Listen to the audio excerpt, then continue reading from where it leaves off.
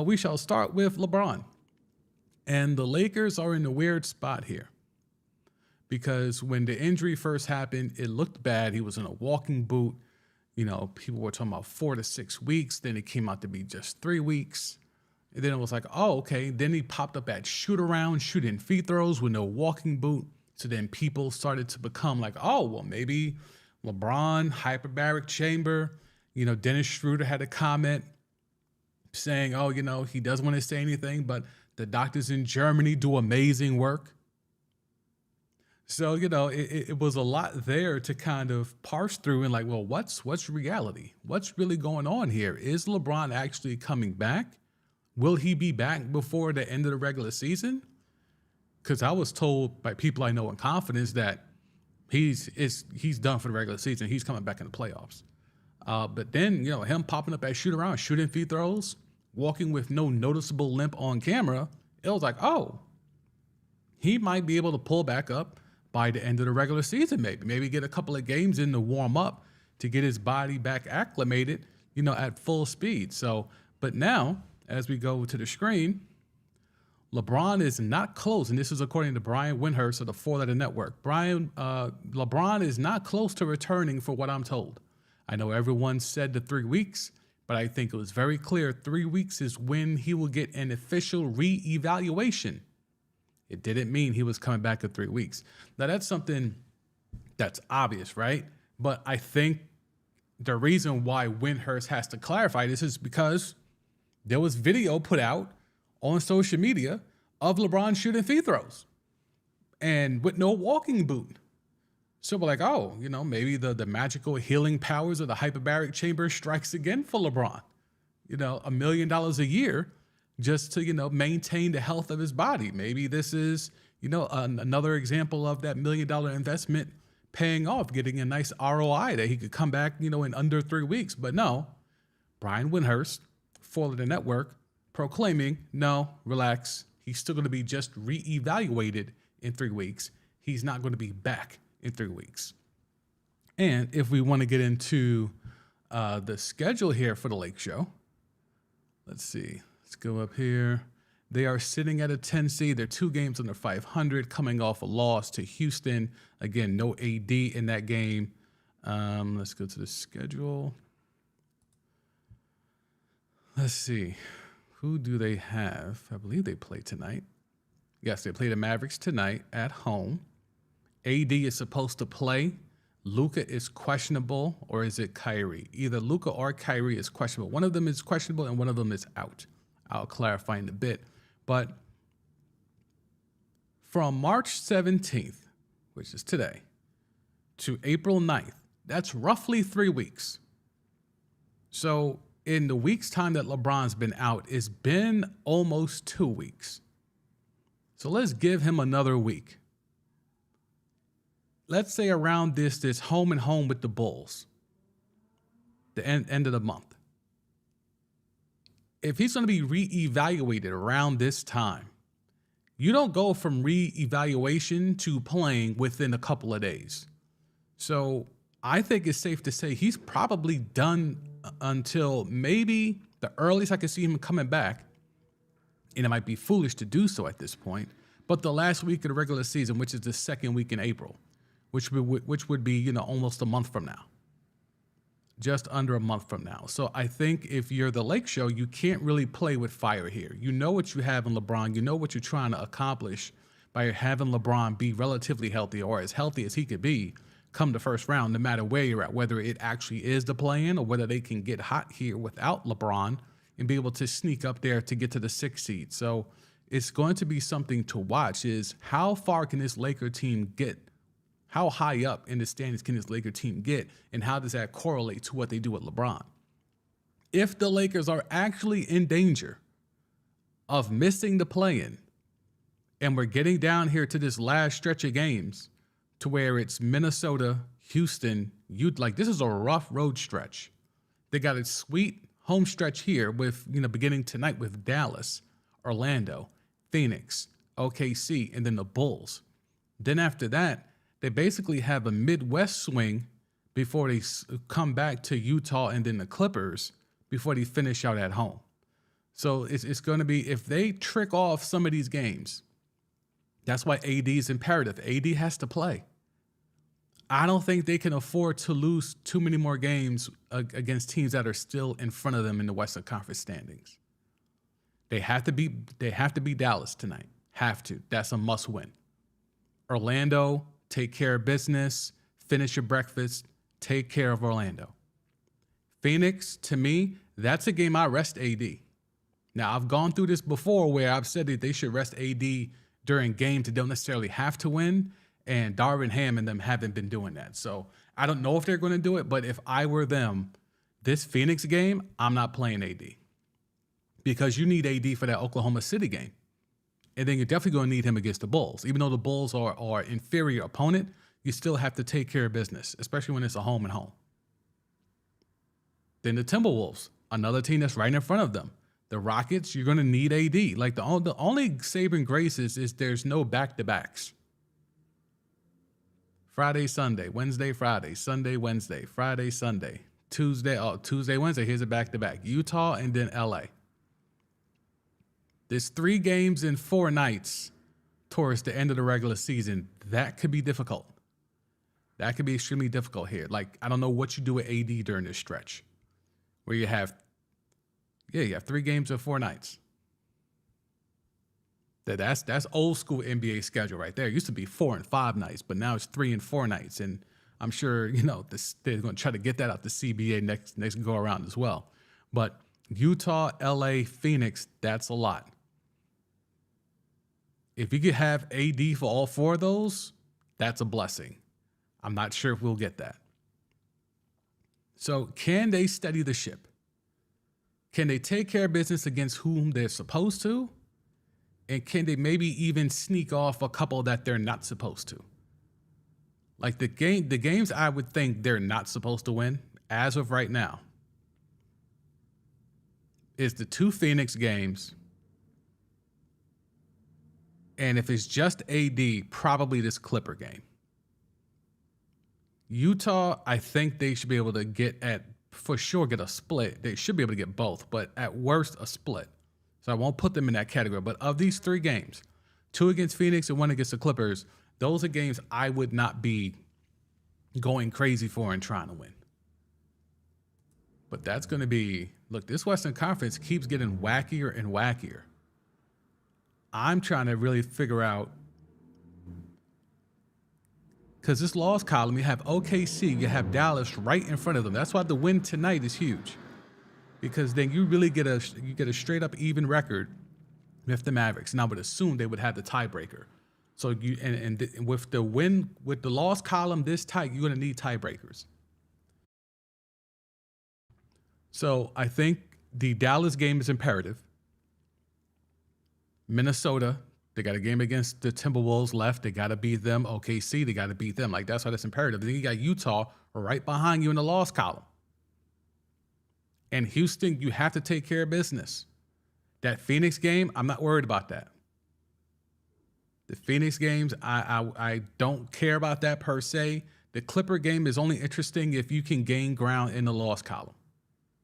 But the Minnesota game, the Dallas game tonight, the OKC game, the Utah games, you have to win those. Absolutely have to. The Bulls game, you should win. As you see, they're here 31 and 37. You should beat them, but I'm not too concerned about it. At worst, you get a split. But if you're a Laker fan, you have to be able to take care of business against Dallas tonight, OKC, Minnesota, and definitely the 2 games against Utah. And then you roll the dice, I think, resting AD against those 2 games against Phoenix and potentially even the game against the Clippers. Now, if the Clippers thing is closer in the loss column, then maybe you roll the dice with AD there and try to steal one, especially for seeding purposes. But Phoenix, I'm good on that. I wouldn't take anything for granted. I would take that for granted. Let me say it correctly. I would take that. I would take that for granted and just say, all right, those are probably 2 losses. It's going to be something to figure out. But with LeBron here, there's so much talk of what LeBron, he's had a rough go as a Laker. physically. And for someone who famously does spend $1 million on his body in terms of rehabbing and strength and conditioning and so on and so forth, it's been a rough go of it for LeBron in terms of his longevity.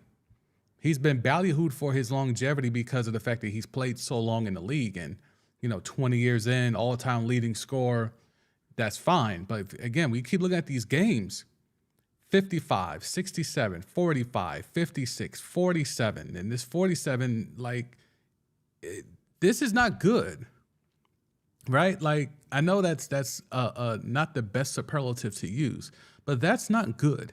The fact that he comes off 82 games his last year in Cleveland, and he hasn't sniffed not even 70 since.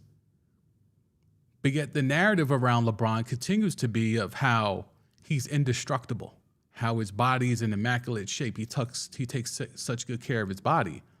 And I've always been of the nature, one, there's been a lot of rumors about how he takes care of that body, allegedly.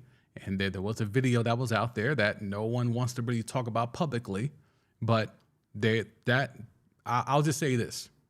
Normally where there's smoke, there's fire, especially when it comes from a PED clinic in Miami. Just saying, allegedly. But coming off 82 games his last year in Cleveland, he hasn't even played 68 games since then. And he's probably not going to come back by the end of this regular season either. So what exactly are we to make of LeBron James' legacy in LA? Because him continuously being hurt and, seeing him at shoot around the other day got people excited. I talked about it here. I was like, oh, does this mean he's coming back? No boot. Walking, with not a noticeable gait. Does this mean he's back? Because it was him and Mo Bamba. Both of them got jammed up legs, ankle injuries and whatnot right now, foot and ankle injuries right now. But to see both of them on the court, now Mo Bamba wasn't shooting. He was just standing around. His injury is way more severe. But obviously LeBron's way more important, so they're going to try to work, their damnedest to get LeBron back in the mix. But I would love to see, I'm going to really pay attention to how they navigate this LeBron thing. Because if the Lakers are close to being in danger of missing the play-in, do you rush him back? Because the 3 weeks is coming up for him to be reevaluated. If they don't move too far up this standings, if they're still in the 8 to 11 range by this time next week, and LeBron is still just on the verge of being reevaluated, how do the Lakers front office, coaching staff, training staff hold back LeBron from trying to climb his way back on the court? How do you do it? He's going to want to play. He ain't trying to miss the play-in. Miss the play-in? He loves this team now. Got Rusty out of there, got Pat Bev out of there, got Thomas Bryant out of there. He's happy as hell those guys are gone now. He loves this team. He wants to run it back. He's jettisoning the idea of Kyrie now because he likes this team that much. How is this going to work? I have no idea, but I'll be here to watch it. I can tell you that. So we go from the GOAT of this era to potentially the GOAT of all time. Michael Jordan is in serious talks to sell his majority stake in the franchise being the Charlotte Hornets, to a group led by Hornets minority owner Gabe Plotkin and Atlanta Hawks minority owner Rick Schnell. Michael Jordan bought a majority stake of the Hornets for $275 million 13 years ago. The team was recently valued at roughly $1.7 billion. Is Jordan skating? Is Mike just trying to cash out? I mean, this is something I think time after time, Jordan's being called to task in terms of, well, what is he doing as an owner? What is his legacy as an owner? And I think we get caught up in the rapture of what an owner should be, especially a minority owner, and especially a famous minority owner with the likes of Michael Jordan. Unfortunately, it's business. I bought in for $375. I could potentially cash out for $1.7. That's a hell of a ROI. So Jordan skating on the Hornets, what does it mean? Does this mean anything substantial for the Hornets franchise? I mean, they've been snake bit. LaMelo going hurt. They had the thing with Bug Night. You know, they've had some really, really unfortunate luck. Even when he got serious about taking the whole basketball operation seriously, I think initially it was just something to buy for him and to have that status of being an NBA owner and reaching that peak, the peak of the other side of the industry for a former player. But over the last, I would say 4 or 5 years, he's actually gotten way more involved in like, yo, no, I actually want a good team now. I'm tired of the team being mid. I'm tired of the team being mired in the lottery every single year. I actually want a good team. And they just been snake bit even when he's tried to like really make this team a good team. Because let's go ahead and take a look at what Charlotte has been. You know, it's crazy to think that it's been 13 years. So obviously a shit year this year, right? But we go last year and, 10th seed, winning record, a team that was supposed to be on the rise. When you look at LaMelo, Bug Night, Miles Bridges, Gordon Hayward, they still had Scary Terry. They still had Devontae Graham, Kelly Oubre. Like there was some names here that were impressive. For a team that was mired in being mid, they were able to turn some things around. But now, if we keep going further back, 10th again, 6 games under, almost 20 games under. Like it's just been really bad. They finished 9th. Like it's been a really horrible tenure for the Charlotte Hornets under Michael Jordan. And it's not necessarily Michael Jordan's fault. I won't go that far. But in regards to, what has his focus been, I think it's just been on the fact of I just need to hold on to this thing as long as I can because no matter what happens, the value keeps going up. That's why James Dolan will never sell. That's why James Dolan will never sell because the value goes up no matter how good or bad the team is. As the streaming rights go up, as the broadcast rights go up, as you bring in an influx of gambling money through partnerships, as that becomes a viable asset, just the values of these teams keep going up.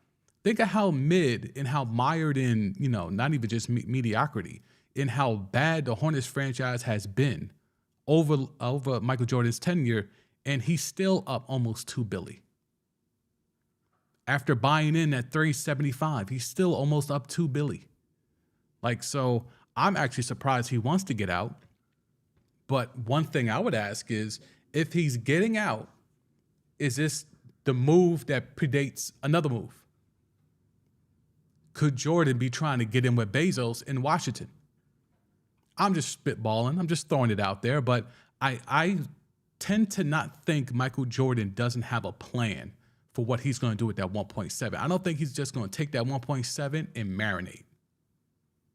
I just don't think it. We know he's got all his generations are set up financially. So it's not like he needs this bread. He can't gamble all this money away on the golf course, allegedly. So I think there has to be another play after this play if he really does cash out for 1.7. Didn't know I didn't switch that there for that, but we'll come off that. All right, so there is some real tea here.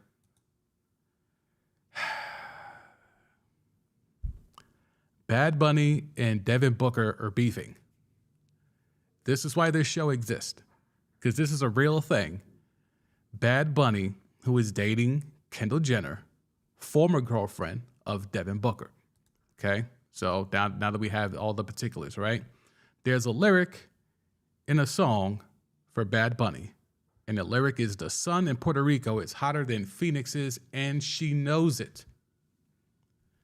Now, Bad Bunny's been out here. He's been jumping off the top rope at WWE events. Like, Bad Bunny's outside.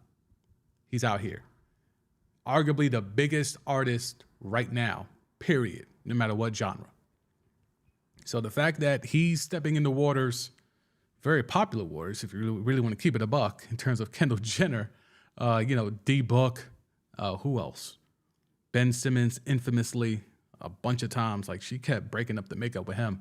But the fact of the matter is that this bar The sun in Puerto Rico is hotter than Phoenix is, and she knows it. Allegedly, that's a jab, a stab, a shot at Kendall Jenner's ex, D-Book, Devin Booker. So, do we have a response from D-Book? Oh, yes, we do, because it's 2023 and everyone's on their phones. So, we have a response from D-Book down here at the bottom.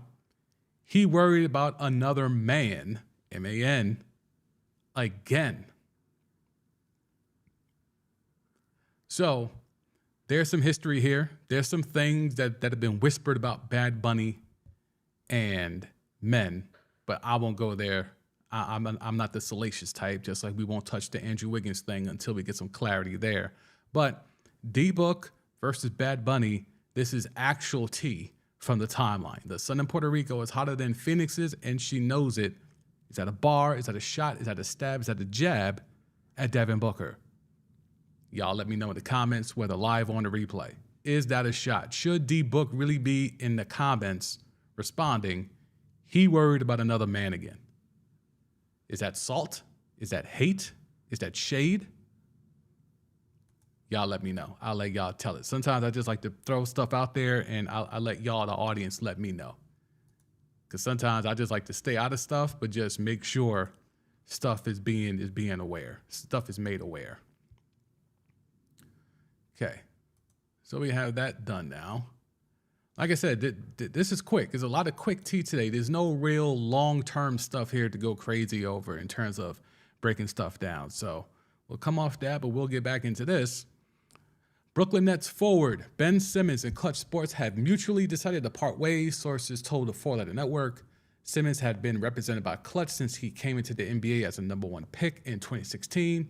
The agency negotiated his 5-year, $177 million extension in 2019.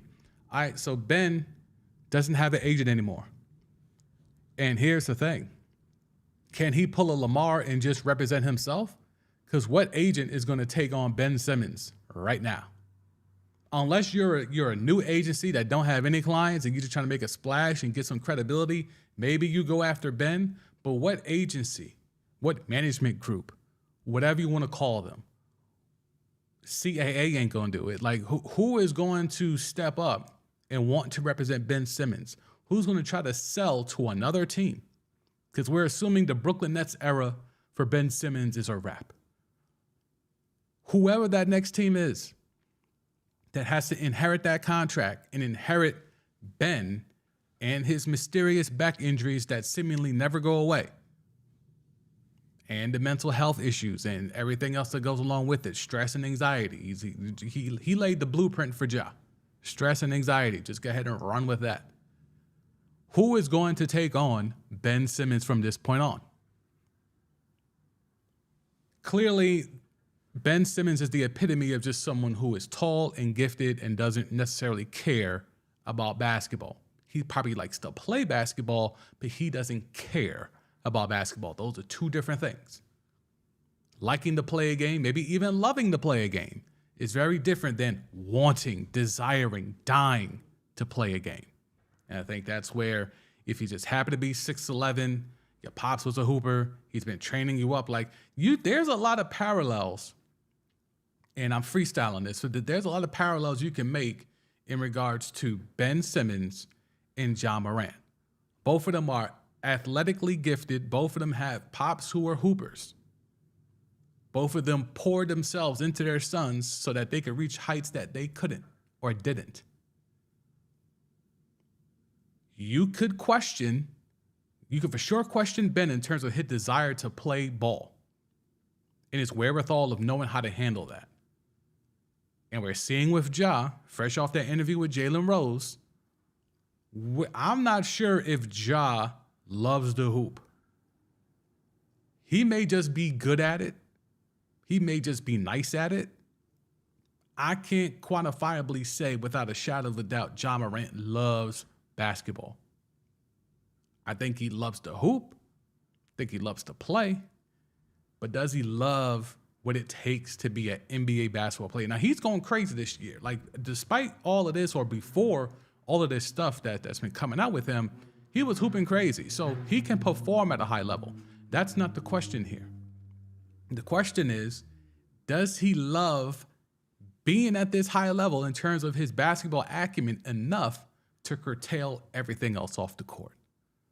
And that's something that, despite the sit down with Jalen, and salute to Jalen for getting the interview, he's throwing shots on the Elon app at people who are thinking he did not do a good job with that interview. I'm not necessarily going to say I'm in that camp. I think it could have been better, but I think being the spot that they were both put in, where clearly this was league mandated, league and or four-letter network mandated. As much as Jalen came out crazy off rip, asking Ja, whose gun was it? To me, there weren't enough follow-ups to really dig deeper into the story to really figure out just what the hell is going on. And maybe that wasn't necessary. Maybe that was mandated by whomever up top. Like, look, we just need him to be able to go out here and toe the company line and say the things necessary that we could just pacify this and pass it over. Because 8 games where he's already served 6 through going to counseling for a week and a half to 10 days. He claimed stress and anxiety were problems. And he got that under control in 10 days. He went to rehab, got some breathing exercises, and now he's good. I mean, I talked about it yesterday, but I think that's extremely dangerous. That's a dangerous precedent to set. Because what if someone has a real problem? You know, there's been a lot of players in this league, DeMar DeRozan, Kevin Love. They've come out in terms of being open and transparent about their struggles with mental health. And here we have Ja Morant, who is kind of, using some of that to explain away why he held up the blinky that allegedly wasn't his in a strip club after dropping $50K just in tips. And then now there's information that he was there prior to that time when he dropped $50K. So he spun the block to that spot. So again, if that was the second time he was there, again, alleged, you hear stuff. If he went to the same strip club twice in the matter of a few hours and was dropping racks all over the place and had someone maybe kind of sort of allegedly bringing the blinky, how does that tie into stress and anxiety and breathing exercises and all of that just goes away? You're setting a very dangerous precedent. If we're to take the NBA's feelings on mental health seriously, where there's now team psychologists, it's not necessarily taboo to say you're openly seeking help, seeking therapy, and you have a therapist and a sports psychiatrist and so on and so forth. That's not the bugaboo it used to be. But to have this go down with Ja and for him to explain away why he was so problematic with stress and anxiety by saying I went to a rehab spot in Florida for 10 days, learned some breathing exercises, spoke to a therapist, now I'm Gucci for the first round? That's problematic. That's setting a very dangerous precedent, because what if someone actually does have stress and anxiety? Are teams now going to expect them to be done with that in 10 days? What if someone actually has that? Because to me, I'm not saying Ja is a liar. I don't have no context to say that. I just think understanding mental health as I do, as I used to work in a hospital for a decade and worked with psych patients and patients that had all types of substance abuse and mental health issues, that's not something I saw go away in 10 days. So if we're really trying to take this serious, if another player comes in the future and says, hey, I am dealing with something. I mean, look, I don't want to make this about Andrew Wiggins, but Andrew Wiggins is clearly going through something at home. Okay? So much so that he has to go home or just get away from the team. He can't work with what he is currently going through right now. But we have Ja, who allegedly is beating people up, who allegedly is pulling up on mall employees, who allegedly is pulling up on high schoolers, who allegedly is beating people up in his backyard and also allegedly going to the same strip club twice in a matter of 24 to 36 hours, dropping crazy racks and showing off the blinky on IG Live. He gets to use the same mental health that DeMar DeRozan and Kevin Love have been open and transparent about. He gets to use that same excuse to explain away all those incidents. And at least the strip club incident is the only one that the NBA is actually making a judgment on. I think that's hella problematic going forward when there actually is someone who is facing a lot of issues and has to step away. Because imagine if the Warriors told A. Wiggins, yo, Ja just came back in 10 days. Figure out whatever you need to figure out at home and be back in a week and a half to 10 days, like Ja. This is a dangerous precedent that the league is allowing to go on. In Adam Silver, he's a players commish. He's certainly more player friendly than David Stern ever was. But in regards to this right here, I think he needed to have a backbone. And I don't think he showed any backbone in any of this Ja stuff, because the suspension is only about the strip club. He's ignoring all the other incidents that have transpired. He's ignoring the fact that, Ja's out here, chugging Casamigos on PJs heading into All-Star last year. All of that is just being, just fodder. It's all lies. Ja said it's all lies. Take that for what it is. If you want to believe that, cool. There's been enough reporting and enough evidence and enough people around that team and around that franchise, because if that article on the Grizzlies from earlier in the week that I referenced here on Timeline T, it spoke about how there have been people within the Grizzlies front office that have been concerned for a while about Ja and his off-the-field antics, off-the-court antics. So this is not just,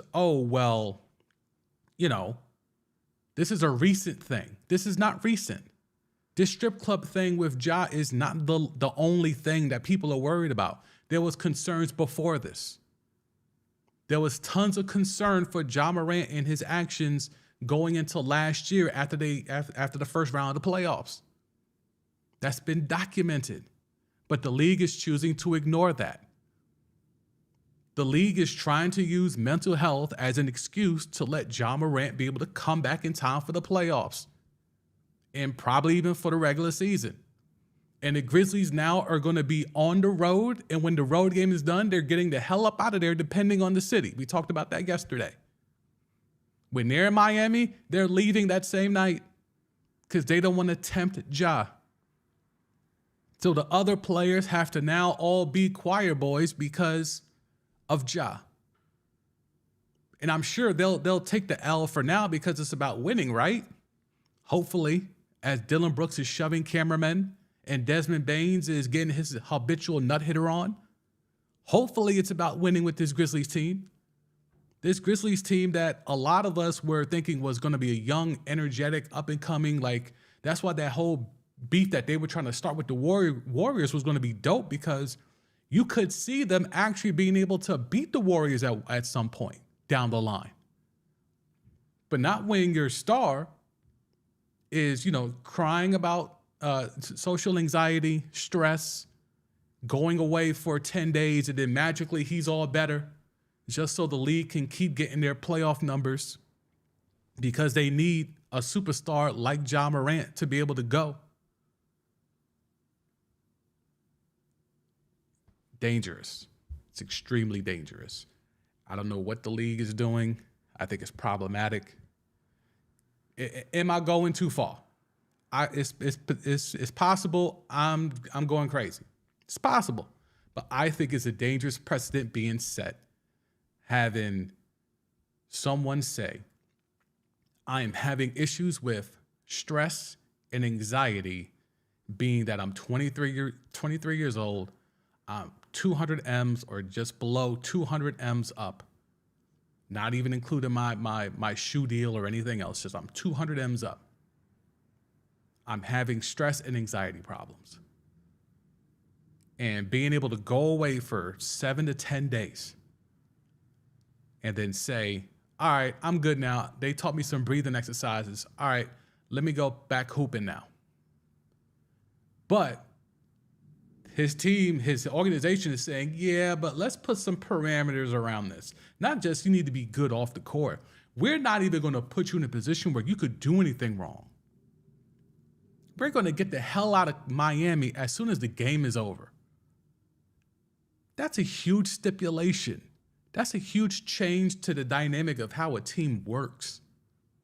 I think it's an extremely dangerous precedent that they're just allowing this to go down with Ja Morant. Thanks to those who are pulling up. If you haven't already, drop a like. That helps the stream. That helps the algorithm do the algorithm things. Let's see.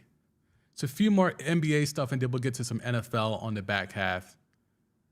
So, multiple people in the Cleveland Cavaliers organization are privately hoping to face the Brooklyn Nets in the playoffs. And in other news, water is wet. It's just a weird story how we're just making anything a report these days. Like, oh, Cleveland wants to face a lesser quality team in the playoffs. Never have heard of that before. We have never known of a team that has tanked for a better seeding matchup. This is groundbreaking stuff right here. So let's just go ahead and let's just show why, right? So as you see here with the Cavaliers at 4 and Brooklyn at 6, they want to face them. So that means they want Brooklyn to find a way to overtake the Knicks, right? Because I don't think Cleveland's trying to fall. I don't think they can get the 3 either. I don't think they're going to get the 3. I don't think there's enough time. I think the top 3 teams in the East have run away and hid like you would expect them to. And after that big 3, I think the East is probably the most accurate in terms of talent from top to bottom. Like, this might be the most accurate standings I've seen in a very long time, because I think Milwaukee's still the class of the Eastern Conference. I think Boston's right there, although Tatum and Brown, I'm a little weary of that, but pedigree, they've been there before. I'll give them that grace. Philly, hi Philly.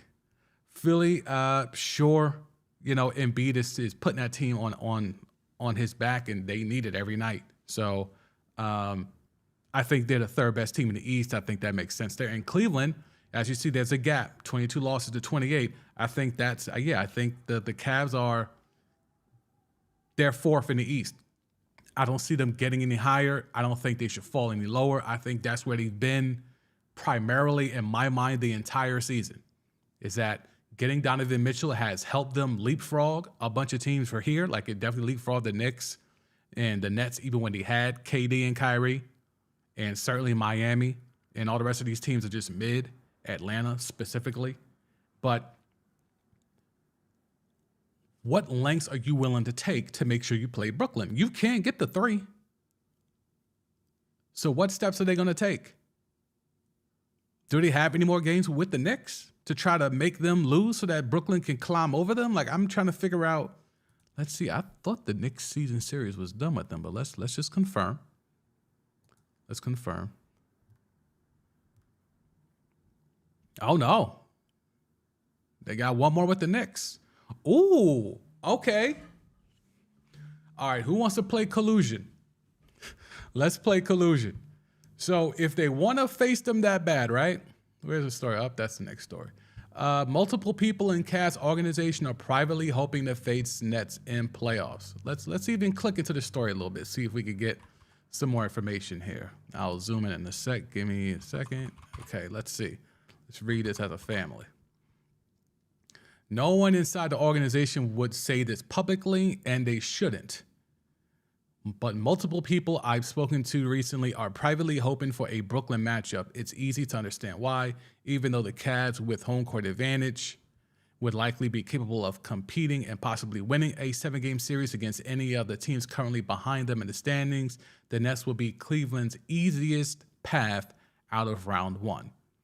And again, water is wet. But now that we have that, they got 2 games against the Nets here. Are you thinking what I'm thinking? You want to ensure that the Nets overtake the Knicks? Do you lose these 2 games? You got a back-to-back, 2 straight games against the Nets in Brooklyn. Do you tank these? And then you got the Knicks the last full week of the regular season at home. Got to win that one, right? So how bad do they want the Nets?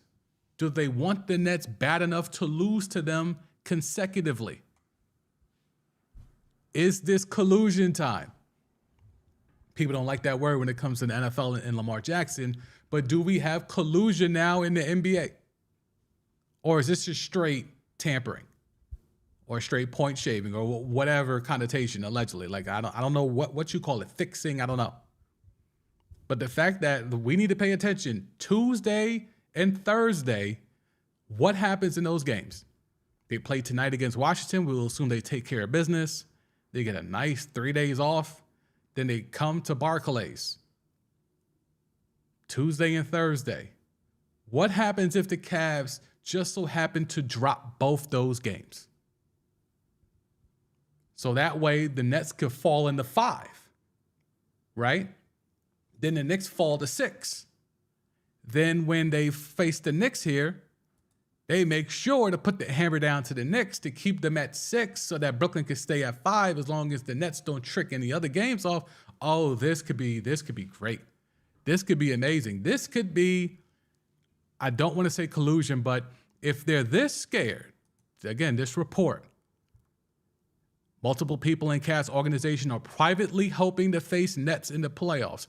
If they're hoping that much, how about they put their money where their mouth is and go out here and drop 2 games to the Nets in the same week? Let me see you get that off. Let me see you. Let me see all of a sudden Donovan Mitchell's not playing. Donovan Mitchell's got muscle tightness all next week. Jared Allen's out. I think he's already battling injuries. So Jared Allen, maybe Evan Mobley. Evan Mobley somehow comes down with the Barclay flu. Are the Cavs willing to do all of that to face the Nets in the first round? If they're hoping, if they just want the easier opponent, are they willing to do that?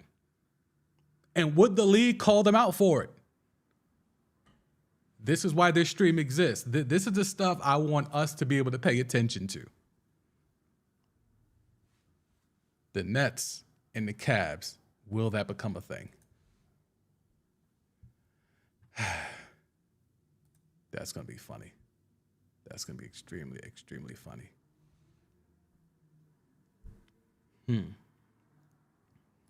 Okay. So there was a thing about Pau Gasol. He talked about defense and the lack thereof. I'll just give the quote. Matter of fact, I'll throw it on the screen. Why not? Pau Gasol, defense has disappeared. I don't like that we're losing the essence of basketball, which is to play as a team.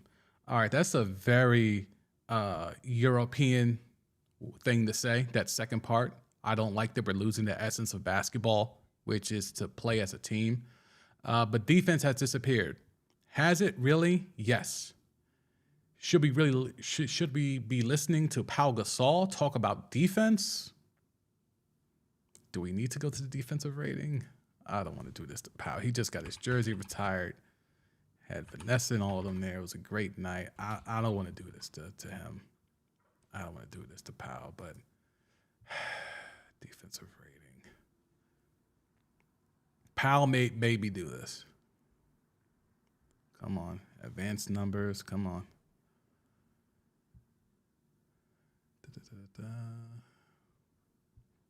Win share, defensive box minus. Where is it? They put it in a weird spot. Per 100. Yep, per 100. You know what? Defensive rating's not that bad. And this might tell you why sometimes defensive rating is a lie. Because look at this. Look at this run here. Now, if you don't know how to judge defensive rating, the lower number is better. Like the lower the number, the better, right? So we have 102, 103, 103, 106, 108, 101, 101. Like, you telling me Pau Gasol was elite defensively when he played for the Spurs at the end of his career? Like, Pau was not known for his defense, but especially not in Memphis. But if we look at the defensive rating, he was top tier. It was almost you would think he would have some defensive accolades, but I don't see any. But yeah, that's where defensive rating can lead you to. And let's see. Yeah, his second worst defensive rating was as a Laker. Interesting. We'll let Pau get it off, but defense is a problem. Defense is not played at the same rate, at the same intensity, at the same level. But yeah, let's calm down with Pau Gasol. Right message, wrong messenger, right? Okay, so we'll wrap this up here with one football story, and it's not going to be that one. It'll be this one. Can a team be improved over the prior season at the sport's most important position and have one of the least desirable QB situations on paper? This is about the 2023 Washington Commanders, yet another team that is seemingly out on Lamar Jackson. So this article talks about the hopes and reality for Sam Howell, and then it has quotes from NFL execs talking about their recent acquisition of Jacoby Brissett. And I use all of this to talk about Dan Snyder. And Dan Snyder has been someone that I've talked about here and on my podcast, the DCMD podcast, which you can find available. Link to it is in the description. Daniel Snyder had a chance here, and I think he's really tricking it off. He is trying to sell this team. He is trying to sell this team, and he is trying to get back at the owners on his way out. I think in not pursuing Lamar Jackson, he is, one, losing out on extra money he can get from selling this team, and two, he can give a FU to the rest of the NFL owners on his way out as he sells his team to Bezos or whoever else comes down the pike with a bag. He wants $7 billion. Allegedly, he's been offered 6 point whatever billion. That's not the number. He wants 7. I think if he were to go out there and give Lamar whatever money he wants, I think he would be able to get more than $7 billion once you add in the cachet of a superstar like Lamar Jackson to that franchise. Then he can sell the team for at least the 7 he wants and maybe even more, and one last jab at the league, at the NFL, who have been trying internally to get him out for years. So y'all have been conspiring against me. They had the whole stuff that leaked with Gruden that stemmed from dealings with the Washington football team at the time, front office. Then we have all the stuff of the funny money in terms of financial reportings. Then we have the toxic workplace atmosphere, all this stuff that is transpired allegedly under Snyder's tenure as the Washington Commanders owner. They don't want him there. So why go out here and toe the company line one last time by knowing you need a need at quarterback, by going out there and getting Eric Bieniemy to leave Patrick Mahomes? You convinced Eric Bieniemy to walk away from Patrick Mahomes, and you're giving him Sam Howell and Jacoby Brissett? I mean, if you ever questioned how bad Eric Bieniemy wants to be known as a play caller to get himself a head coaching job, it'll be this year if the Commanders stand pat with what they have at quarterback. Because you don't leave Patrick Mahomes for Jacoby Brissett. You don't leave Patrick Mahomes for Sam Howell. But if you think you really have to keep proving yourself to to owners who don't necessarily endear themselves to people who look like you, if that's how bad it is, that you have to go and subject yourself to the likes of trying to build up Sam Howell and or Jacoby Brissett, then yeah, you really want it. Don't ever question about his interviewing skills or any of that nonsense. Don't question his desire, ever. because I would never leave Patrick Mahomes if you're telling me I have to leave Patrick Mahomes and I'm going to be saddled with Jacoby Brissett and Sam Howell. And maybe they go in the draft and get a QB. Maybe let's see where they're at in the draft. Let me see if I can pull up as we wrap it up here. This will be the last subject. Let's see. It's been a good week, strong week. Appreciate those who have been able to pull up. Let's see. Where is the draft? Okay, so they're at 16. Yeah, that's not going to work to get a top flight QB unless Will Levis drops. From all intents and purposes, Stroud, Bryce, and Anthony Richardson are going to be gone by the time Washington's there at 16. There's a potential, if you want to believe in the Will Levis stuff, that maybe he falls. I doubt it, though. But, yeah, they don't have the capital. If you look at full mock, who did he have Washington taking? Yeah, they got Will Levis going 7 to the Raiders here. They're taking a corner. Allegedly, they have Washington taking a corner. Yeah, so it will behoove them, I think, to still involve themselves in the Lamar Jackson thing. Now, if you want to believe the narrative of, well, teams aren't going to get in on Lamar because no matter what contract or offer sheet he signs, the Ravens are going to match it, I think that's a bluff worth calling. If anything, I would put that contract out there just to screw the Ravens. Why not? Well, what type of allegiances do you have besides, oh, you're one of 32? What other allegiances? Like, what else is there? I don't see anything else. I don't see no reason why you shouldn't, go after another team and, potentially put a poison pill in that contract, whatever it is, to show the Ravens you mean boss. Like, why not? Like, I don't understand it. I don't get it.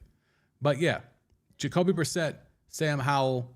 Sorry, Eric Bieniemy. Sorry you had to be subjected to that. Sorry you had to leave Patrick Mahomes to get this opportunity to be a play caller, even though the other two coordinators who got jobs on Andy Reid's staff prior to you, who were white, had no play calling experience just like you, but they were able to get full-on head coaching jobs. Sorry, Eric Bieniemy. I really am sorry for him. Well, that will wrap it up here for Timeline T. I am your host, San Duesme Jr., a.k.a. the Sam D. Salute to those who have pulled up. If you haven't hit the like button, just tap that on the way out. I appreciate you. Good week of shows. Been doing this for about 3 weeks now. Getting some good growth on the channel. The clips have been very polarizing. So, I just talk my talk. I talk my truth. I try to come with facts, and I stick to my opinions, and I stay strong in them. So, but I'm never opposed to going back and forth as long as we keep it respectful. So if you're new here and you're not familiar with my work, please check out the channel. I got some good content, whether you're into NBA, whether you're into NFL. I'm going to be working in some MLB when the time is right. We'll be working in some college stuff when the time is right. For sure, college football. I got some stuff coming on Dion pretty soon to the channel. So working on a lot of things behind the scenes, but I appreciate the growth.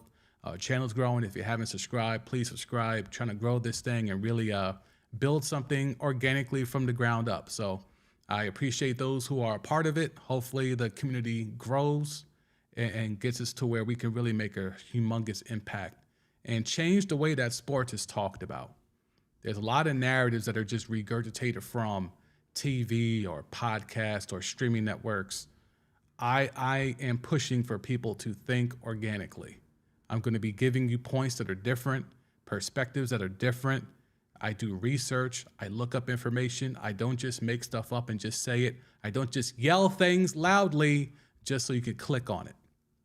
I try to give you a well thought out take, a well thought out opinion.